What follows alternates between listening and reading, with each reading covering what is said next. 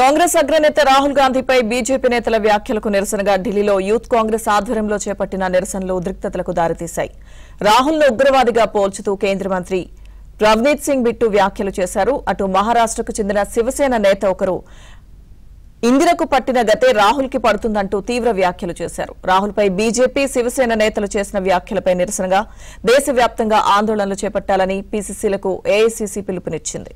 ఇక ఈ నేపథ్యంలో ఢిల్లీలో యూత్ కాంగ్రెస్ కార్యాలయం ఎదుట కాంగ్రెస్ నేతలు కార్యకర్తలు పెద్ద సంఖ్యలో ఆందోళనలో పాల్గొన్నారు. మోదీకి బీజేపీకి వ్యతిరేకంగా నినాదాలు చేశారు. రాహుల్ జిందాబాద్ అంటూ నినదించారు. మోదీ దిష్టిబొమ్మ తగలబెట్టి నిరసన వ్యక్తం చేశారు. ఇక కాంగ్రెస్ శ్రేణుల నిరసనల నేపథ్యంలో యూత్ కాంగ్రెస్ కార్యాలయం ఎదుట పెద్ద సంఖ్యలో పోలీసులు మోహరించారు. కాంగ్రెస్ శ్రేణులను అడ్డుకునేందుకు బ్యారికేడ్లు ఏర్పాటు చేశారు. ఈ క్రమంలో పోలీసులు కాంగ్రెస్ కార్యకర్తలకు మధ్య తోపులాట జరిగింది. కాంగ్రెస్ కార్యకర్తలు బ్యారికేడ్లు ఎక్కి మరీ తమ నిరసనలు వ్యక్తం చేశారు. ఇక రాహుల్ పై అనుచిత వ్యాఖ్యలు చేసిన నేతలు క్షమాపణలు చెప్పాల్సిందేనని డిమాండ్ చేశారు.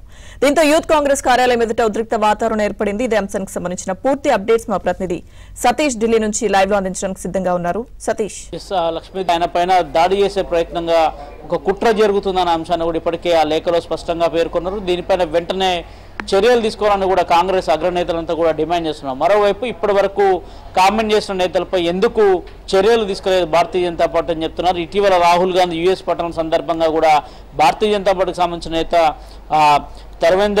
జితేందర్ సింగ్ చేసిన కామెంట్స్ కావచ్చు. అదేవిధంగా మరోవైపు కేంద్ర సహాయ మంత్రిగా పనిచేస్తున్న నవనీత్ బిట్టు కావచ్చు, వీళ్ళంతా కూడా చేసిన కామెంట్లు ఇప్పుడు హాట్ టాపిక్గా మారిపోయని చెప్పాల్సి ఉంటుంది. ఏకంగా తమ అగ్రనేతను చంపే ప్రయత్నం భారతీయ జనతా పార్టీ చేస్తుంది. డైరెక్ట్గా మాటలే మాట్లాడుతుంటే నడి రోడ్లపైనే కావాలని ఎక్కడ కూడా చర్యలు కేంద్ర ప్రభుత్వం తీసుకుంటలేదనే పెద్ద ఎత్తున ఆందోళనలు పిలుపునిస్తున్నాయి. ఏఐసీసీ ఈరోజు దేశవ్యాప్తంగా కూడా ఒక ఆందోళనకు పిలుపునిచ్చింది. అనేక రాష్ట్రాల్లో కాంగ్రెస్ పార్టీకి సంబంధించిన శ్రేణులంతా కూడా రోడ్లెక్కారు, ఆందోళనలు చేస్తున్నారు. ఖచ్చితంగా భారతీయ జనతా పార్టీ కామెంట్ల వెనుక అమిత్ షా కావచ్చు, ప్రధాని మోడీ కావచ్చు స్పష్టంగా ఉన్నారనేది కూడా కాంగ్రెస్ పెద్ద ఎత్తున ఆరోపణలు గుప్పిస్తుంది. అందులో భాగంగానే ఇటు ఢిల్లీ మొదలుకొని అనేక చోట్ల కూడా ఇప్పటికే ఆందోళన కొనసాగుతున్నాయి. Right Satish, thank you.